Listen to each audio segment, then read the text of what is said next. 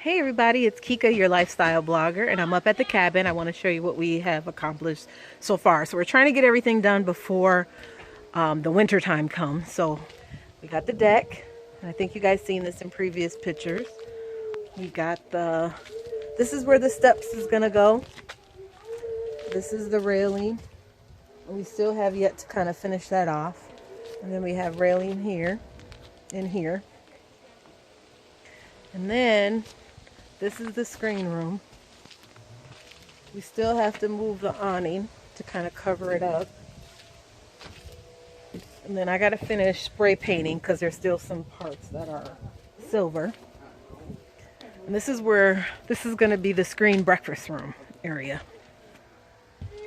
So we have that. And so we're going to do some decorative finishing touches to it. And we're going to put stone around the edging part of it. And then we left a little gap for the ledge so that way, and I'm going to show you here. So that way we could put plants and stuff like that on there. So that's where we are so far. So keep watching. More video footage coming up.